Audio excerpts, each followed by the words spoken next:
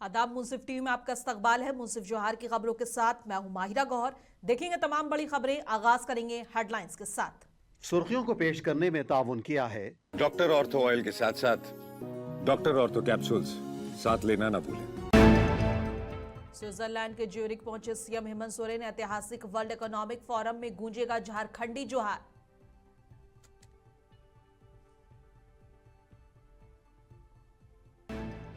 जामताड़ा के नाला +2 विद्यालय में किया गया शिक्षक अभिभावक सम्मेलन। विधानसभा अध्यक्ष रविन्द्र नाथ महतो ने की शिरकत।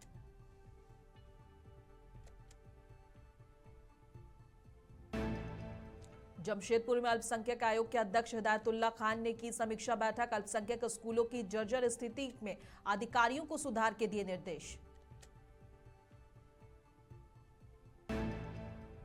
झारखंड की कृषि यंत्रीकरण योजना बनी किसानों की नई ताकत। सिंचाई और खेती हुई आसान, मेहनत और समय में मिलेगी बचत। धनबाद में एसएसपी प्रभात कुमार ने फर्जी जमानतदारों के खिलाफ शुरू किया बड़ा अभियान। 31 जनवरी तक 3400 अपराधियों को किया जाएगा वेरिफिकेशन।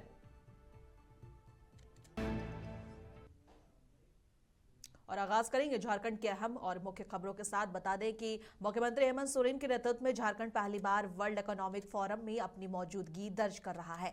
दावोस बैठक में शामिल होने के लिए मुख्यमंत्री स्विट्जरलैंड के ज्यूरिख पहुंच चुके हैं। ये भागीदारी सरकार की स्ट्रांग विल और क्लियर विजन को दिखाती है। प्रकृति के साथ सामंजस्य के में विकास थीम पर झारखंड अपनी संभावनाएं दुनिया के सामने रखेगा। राज्य बने 25 साल बाद ऐसा पहली बार है जब सरकार निवेश, उद्योग और रोजगार को लेकर इतने ऑर्गेनाइज तरीके से आगे बढ़ रही है।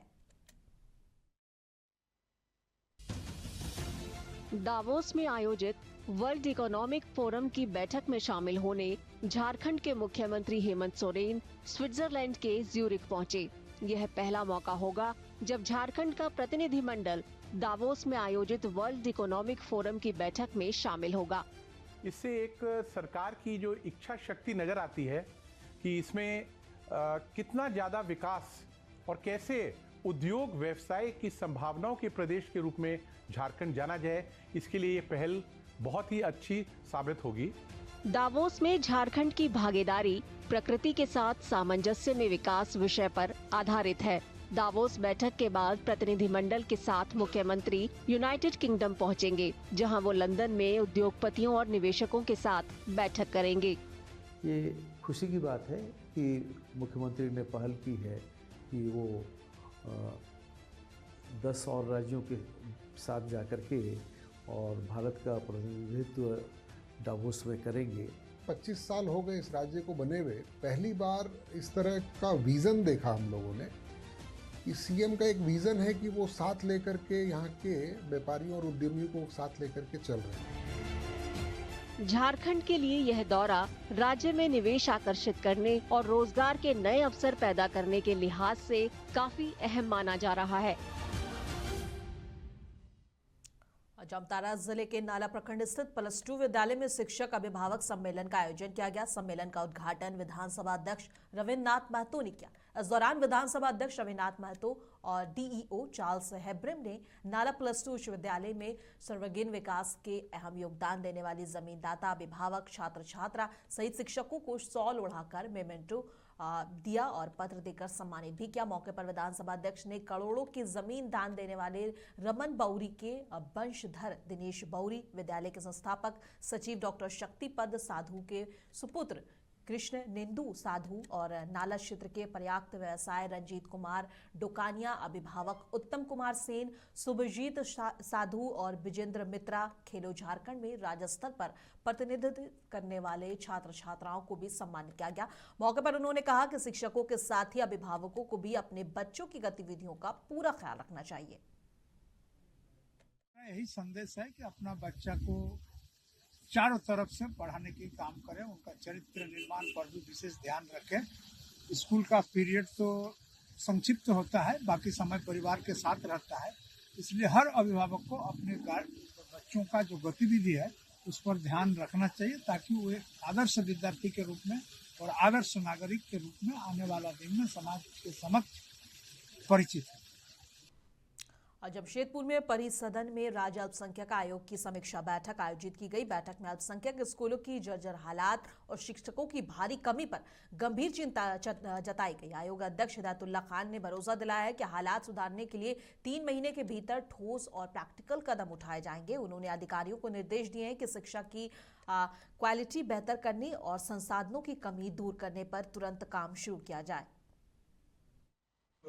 ये बता रहे थे वहाँ से काफ़ी लोग आए थे कि ये हाल है पब्लिक वेलफेयर स्कूल का कि कभी भी कोई बड़ा एक्सीडेंट हो सकता है। तो उसके लिए भी हम लोगों ने उनसे कहा कि आप लिखित आवेदन, हम लोग तो ऐसे ही कुछ कागज लेके आ गए थे और सरकार से हम लोग मांग करेंगे।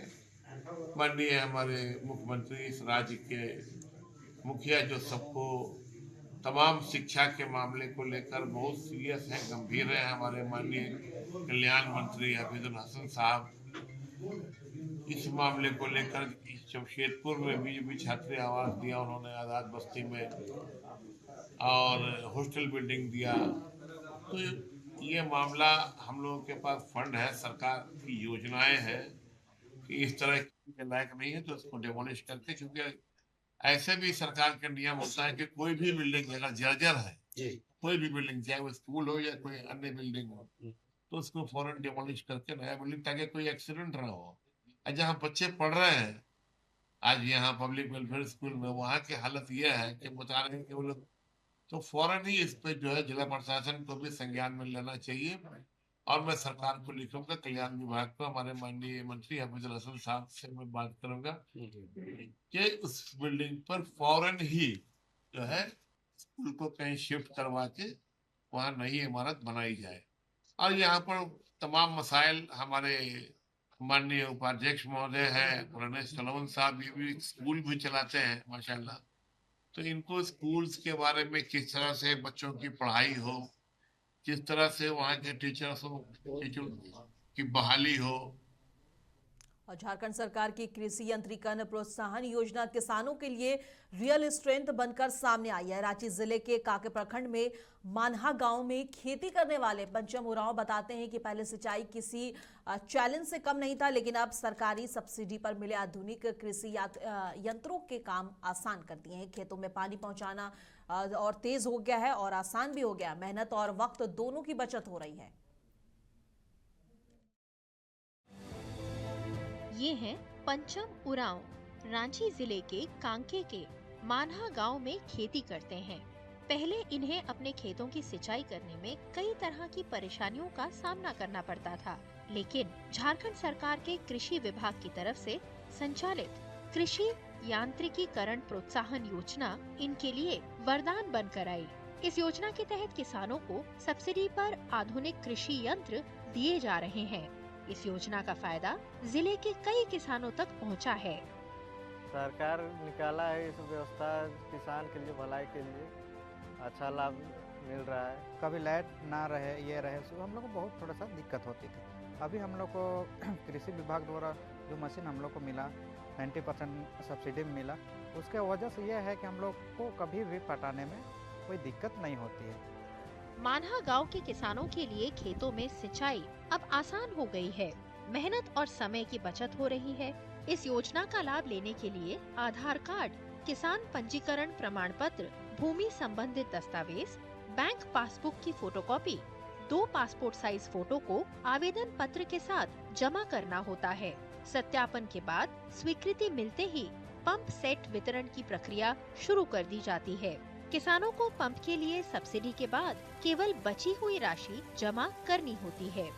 पहले हम कोई खेती करते थे तो लाठा चलाते थे, लेकिन सरकार के तरफ से कोई योजना आया तो उधर से अभी हमको मशीन मिला है, उससे हम बहुत ढंग से, मतलब हमको सुविधा हुआ ढंग से अभी भी खेती कर रहे हैं। योजना के तहत किसानों को सब्सिडी पर solar pump, petrol engine pump, छोटे कृषि उपकरण दिए जा रहे हैं।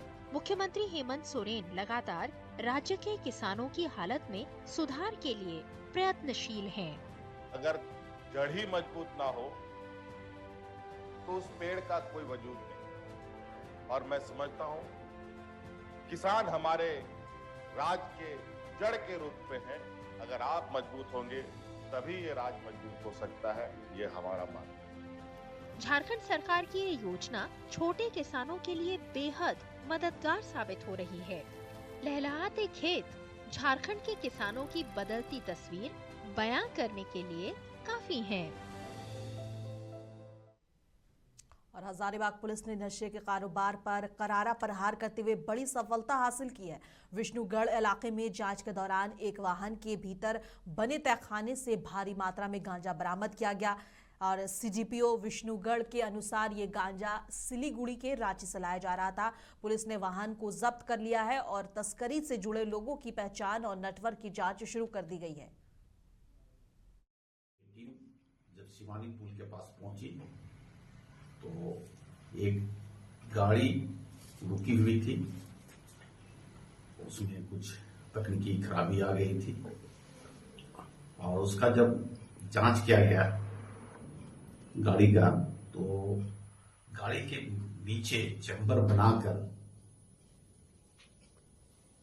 करीब 48.1 केजी गांजा रखा हुआ था, जिसको विधिवत जब्त किया गया और यह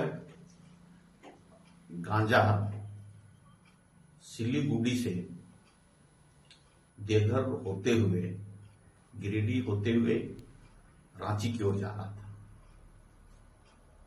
इसको रांची में खपाने की योजना थी। धनबाद में एसएसपी प्रभात कुमार ने फर्जी जमानतदारों के खिलाफ बड़ा अभियान शुरू किया है। एसएसपी के मुताबिक 31 जनवरी तक करीब 3400 अपराधियों का वेरिफिकेशन पूरा किया जाएगा और इसका मकसद फर्जी बेल नेटवर्क को तोड़ना और ऑर्गेनाइज्ड क्राइम पर लगाम लगाना है। पुलिस रिकॉर्ड की गहन जांच कर रही है ताकि गलत पहचान और फर्जी दस्तावेजों के सहारे जमानत लेने वालों पर सख्त कार्रवाई की जा सके। पिछले 5 वर्षों में जो भी लोग अपराध किए हैं किसी भी हेड में, उसकी एक सूची तैयार की गई है जिनकी संख्या लगभग 3400 के आसपास है। वो 3400 अपराधियों का वेरिफिकेशन का एक मुहिम स्टार्ट किया जा रहा है और वो अगले 15 दिन में उसको कंप्लीट करना है। उसी का दिशा निर्देश आज दिया गया है। आज से लेकर के 31 जनवरी तक कंप्लीट 3400 क्रिमिनल्स की वेरिफिकेशन करके उसमें अग्रतर कार्रवाई है। किसी पे निगरानी प्रस्ताव खोलना, किसी को थाना हाजिरी लगाना, उसी का मुहिम आज से शुरू किया गया है। संबंधित एसपी साहब लोग उसकी मॉनिटरिंग करेंगे और 1 तारीख को ये प्रोजेक्ट कंप्लीट हो जाएगा। उसके बाद हम लोग 1 तारीख को इसकी समीक्षा करेंगे, इसीलिए बैठक रखी है। बेलर को लेकर के कुछ किया क्या? हम लोग के संज्ञान में आया है कि बहुत सारे ऐसे अपराधी हैं जो जब बेल पर बाहर आते हैं तो उनका बेलर फर्जी होता है। वो बोलते हैं भाड़े का बेलर जिसको बोलते हैं, वो पैसा लेकर के बेल कराते हैं, बेल बॉन्ड भराते हैं। उस पर भी हम लोग कार्रवाई शुरू किए हैं। पिछले 1 साल 2025 में जितने लोग बेल से बाहर आए हैं उनका बेलर कौन कौन रहा है, कैसे बेल कराया गया है, इसके लिए एक टीम बनी है। वो बेलर का वेरिफिकेशन कर रहे हैं और जो भी बेलर इस तरीके के पाए जाएंगे उनके ऊपर कड़ी से कड़ी एक्शन लेते हुए उनको कार्रवाई करेंगे। संगठित गिरोह को लेकर के चर्चा लगातार चल ही रही है। अभी वैसा कुछ विशेष तो नहीं है, लेकिन जो भी संगठित गिरोह है उस पर हमारी जो काम है स्पेशल टीम लगी हुई है और कार्रवाई कर रही है। और एसएसपी सौरभ दीक्षित के निर्देशन में अपराधियों के खिलाफ पुलिस की सख्त और ताबड़तोड़ कार्रवाई जारी है। और शिकोहाबाद थाना क्षेत्र में एक दिन पहले दहशत फैलाने के लिए कई राउंड फायरिंग करने वाले आरोपी प्रधान से पुलिस की मुठभेड़ हो गई और जलालपुर निवासी मुल्तान सिंह प्रधान को नगला पोपी रोड पर हुई मुठभेड़ में गिरफ्तार कर लिया गया है। दोनों तरफ से चली गोली में आरोपी घायल हुआ, जिससे पुलिस ने तुरंत हॉस्पिटल में भर्ती कराया और आरोपी के कब्जे से 312 बोर की राइफल और कारतूस बरामद किए गए हैं। एसपी ग्रामीण अनुज चौधरी ने पूरे मामले की जानकारी दी। जलालपुर गांव में 2 पक्षों में झगड़ा हुआ, आशीष और मुल्तान, जिसमें कल की रात्रि में 14-15 की रात में मुल्तान अपने अन्य साथियों के साथ आया और उसने 6-7 राउंड फायर किए, जिसमें सूचना मिलने पर पुलिस शिकोहाबाद पुलिस मौके पर पहुंची। वहां से 6 खोखे कारतूस बरामद किए और अभियोग पंजीकृत कर अभियुक्तों की तलाशी हेतु टीम निरीक्षक फिरोजाबाद द्वारा बनाई गई, जिसमें मुखबिर द्वारा सूचना दी गई कि नगला पोपी रोड से मुल्तान की आने की सूचना मिली, जिसमें कि पुलिस टीम चेकिंग कर रही थी। पुलिस टीम ने रोकने का इशारा किया, तभी जो बाइक पे बैठा दूसरा व्यक्ति पीछे बैठा था उसने पुलिस पार्टी पे फायर किया, जिसमें पुलिस पार्टी ने जवाबी कार्रवाई करते हुए फायर किया, जिसमें मुल्तान सिंह नाम के व्यक्ति को गोली लगी, जिसमें वो घायल हुआ और जो एक अन्य व्यक्ति साथ में था वो मौके से फरार हो गया। और झारखंड में शीतलहर का प्रकोप जारी है। मौसम विभाग रांची ने आज सिमडेगा, गुमला और पश्चिम सिंहभूम सहित 6 जिलों में शीतलहर को लेकर अलर्ट जारी किया है। आईएमडी डायरेक्टर अभिषेक आनंद ने दी जानकारी। उन्होंने कहा है कि शीतलहर का प्रकोप कई जिलों में राहत भी देगा, जबकि कई जिलों में शीतलहर का प्रकोप जारी रहेगा। शीतलहर का प्रकोप धीरे धीरे कम होने वाला है अभी, और कल भर में जो झारखंड के जो दक्षिण पश्चिमी ज़िले हैं वहाँ पे शीतलहर की संभावना है, जैसे गुमला, सिमडेगा, खूंटी, पश्चिमी सिंहभूम और साथ में थोड़ा बहुत जो रामगढ़ और बोकारो के जो इलाके हैं वहाँ पे भी, जो जंगली इलाके हैं या डैम के आसपास के इलाके हैं, वहाँ पे भी कुछ जगहों पे शीतलहर जैसी स्थिति देखने को मिलेगी। और उसके बाद से, कल के बाद से आप देखेंगे कि जो न्यूनतम पारा है 3 से 5 डिग्री तक भी उसमें बढ़ोतरी होने की संभावना है, जिससे कि जो ठंड है उसमें लोगों को काफ़ी राहत देखने को मिलेगी। ओवरऑल झारखंड में अभी स्थिति दिन में काफ़ी अच्छी है, दिन में अच्छी धूप खिल रही है और शाम सुबह में जो ठंडक है जिससे लोगों को थोड़ी बहुत परेशानी हो रही है, उसी से आपको प्रिकॉशन लेना है। और पश्चिमी विक्षोभ के कारण ये जो टेम्परेचर फ्लक्चुएशन का जो खेल है ये जनवरी भर थोड़ा सा चलने की संभावना रहेगी, पर धीरे धीरे जो हम लोग हैं कि एक जो पीक ठंड है वो अभी लग रहा है कि उससे हम लोग बाहर आ गए हैं। और झांसी में देर रात तेज रफ्तार का कहर देखने को मिला, जिससे दर्दनाक सड़क हादसे में बीएसएफ जवान समेत 2 युवकों की मौत हो गई। और गुरसराय थाना क्षेत्र के बाका पहाड़ी गांव के पास 2 बाइकों की आमने सामने टक्कर में बीएसएफ कांस्टेबल सुरेंद्र अहिरवार की जान चली गई। और 2 महीने बाद शादी होनी थी, छुट्टी पर घर आए थे, लेकिन किस्मत को कुछ और ही मंजूर था। हादसे में एक युवक गंभीर रूप से घायल है, जिसका इलाज जारी है। वो अच्छा गई थी जी, बुढ़ी किले के निकल आए, उसके बाद चले आए टहरोली निकल के पंगा पहाड़ी के पास आमने सामने एक लड़का था, वो जी थे 2 लड़का, एक का नाम था राजकुमार और जसबेन। और फिर इसके बाद में विधायक जी की गाड़ी आई थी, पीछे से उन्हें उठाया, उसी ले गए गुरसाए से लेके बस फिर उन्हें मना कर दिया, सो फिर झांसी ले आए। फिर इसके बाद झांसी आई। कौन कौन खत्म हो गया? खत्म हो गया जी हमारा जसबेन, और एक लड़का जी पारी का है, उसका नाम नहीं है, उसका नाम क्या लोग संजीव नाम होगा पारी का। क्या लोग खत्म हुए? 2 लोग। और झांसी के चिरगांव थाना क्षेत्र के कुम्हारा पट्टी गांव में एक दिल दहला देने वाली खबर आई है। और यहां एक युवक रियाजुल और युवती मुस्कान का शव नीम के पेड़ में एक ही रस्सी के फंदे से लटका मिला। दोनों अलग अलग समुदाय से थे और अविवाहित बताए जा रहे हैं। युवती की मांग में सिंदूर मिलने से मामला और भी संदिग्ध बन गया है। पुलिस ने शव पोस्टमार्टम के लिए भेजकर गहन जांच शुरू कर दी है। क्या घटना हुई थी? ऐसी लगा ली, हमें तो कभी पता ही नहीं काहे लगाई। कितने बजे की घटना है? आप लोगों को कब पता चला? हमें पता चलो 4 बजे कभी मिनट पे आया था। हाँ, तो मतलब क्या बात करता था क्या? मालूम ही नहीं है हमें, हम क्या दे रहे हैं। अच्छा ठीक है। शादी भाई वो पढ़ो नहीं, कैसे धंधो करते हुए घर की गाड़ी घोड़ा चलाते। अच्छा ना वो शादी भाई की 23 साल की। और जो लड़की है उसकी उम्र, मतलब वो आपके कहाँ रहती है? अगल बगल में रहती है, उनकी उम्र को मैं क्या पता कि देखती हैं। जालौन के उरई कुतवाली क्षेत्र के राठ रोड स्थित बस स्टैंड पर दबंगों ने खुली गुंडई की और उन्होंने फायरिंग कर लोगों में दहशत फैलाई और मारपीट की। इस दौरान 2 युवकों को तमंचे की बट मारकर गंभीर चोटें आई। घटना को अंजाम देकर दबंग मौके से फरार हो गए। सूचना पर पहुंची पुलिस ने घायलों को इलाज के लिए अस्पताल में भर्ती कराया और मामले की जांच शुरू कर दी है। 2 दिन पहले मारने की धमकी दी। आज हम लोग काँप रहे थे तो 6-7 लोग आए, पहले खैर मारा, वो लोग आए तो बटों से मारा हमें, तो भीड़ जमा हो गई तो भागने लगे। जान से जान से मारने की धमकी दी। फिर बाद में भी कौन लोग थे, कहाँ से आए थे?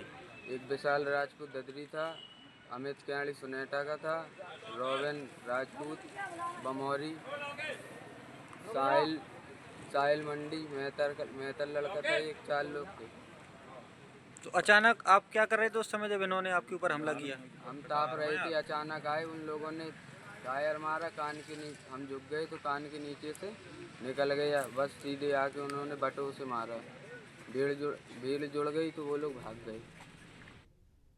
और झांसी जिले के मऊरानीपुर ब्लॉक के ग्राम मेटकी में गौशाला के पास तलैया में गौवंश के शव मिलने से हड़कंप मच गया। ग्रामीणों ने आरोप लगाया कि मृत गायों को ट्रैक्टर से तलैया और नालों में फेंका गया।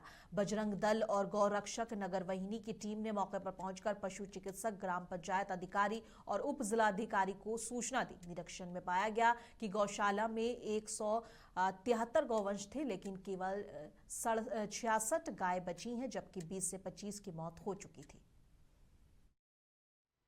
मेरा नाम बंसी श्रीवास है। मैं बजरंग दल का नगर संयोजक हूँ मऊरानीपुर से। और सूचना मिली, ग्रुप में सूचना पड़ी कि यहाँ मेडकी से जानवर कुछ डले हैं नाले में, तो उनको देख के हमने अपनी टीम पहुँचाई। वहाँ पे आके देखा कि यहाँ पे जानवर पड़े हुए हैं और गौशाला में भी 1-2 जानवर घायल हैं, उनका इलाज करवाया। इससे किसी अधिकारी को सूचना नहीं दी? SDM मैम को वीडियो भेजी है और सूचना भी दी, डॉक्टर साहब की टीम भी आई थी। और उत्तर प्रदेश के बुलंदशहर में योगी सरकार का जीरो टॉलरेंस अभियान जारी है। जिला प्रशासन ने सिकंदराबाद की पूर्व चेयरपर्सन के पति इरशाद उर्फ भोलू और उसके साथी दानिश के खिलाफ बड़ी कार्रवाई की है। जिलाधिकारी श्रुति के आदेश पर गैंगस्टर एक्ट की धारा 14(1) के तहत करीब 71 लाख रुपए की चल अचल संपत्ति कुर्क कर ली गई है। कुर्क की गई संपत्ति में आवासीय प्लॉट, स्कूटी और एक रॉयल एनफील्ड बुलेट शामिल है।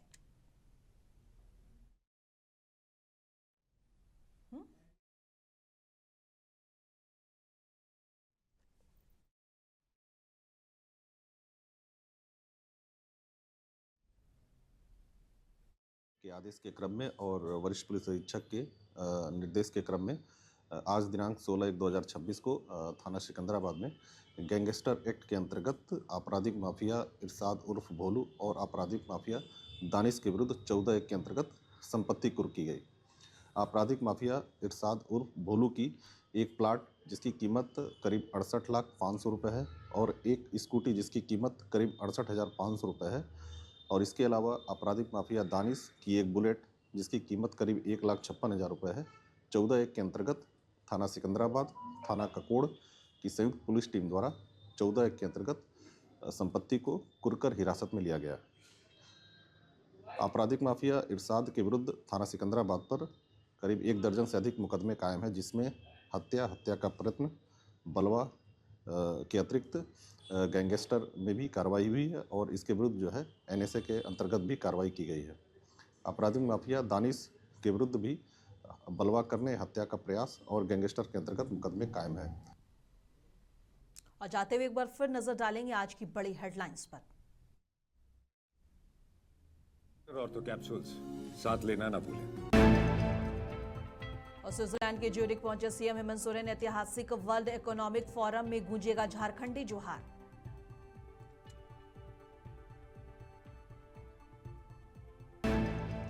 जामताड़ा के नाला +2 विद्यालय में किया गया शिक्षक अभिभावक सम्मेलन। विधानसभा अध्यक्ष रविन्द्रनाथ महतो ने की शिरकत।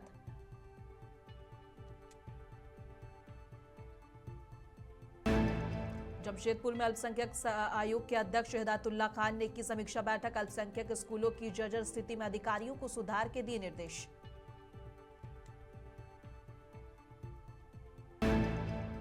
और झारखंड की कृषि यंत्रीकरण योजना बनी किसानों की नई ताकत। सिंचाई और खेती हुई आसान, मेहनत और समय में मिली बचत।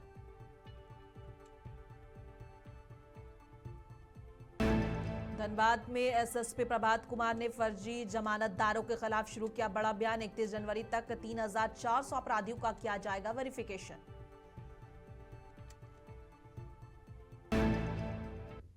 और मुंसिफ जोहार की खबरों में बस इतना ही। कल फिर मिलेंगे इसी वक्त। तब तक के लिए देश दुनिया के तमाम खबरों के लिए बने रहें मुंसिफ टीवी के साथ।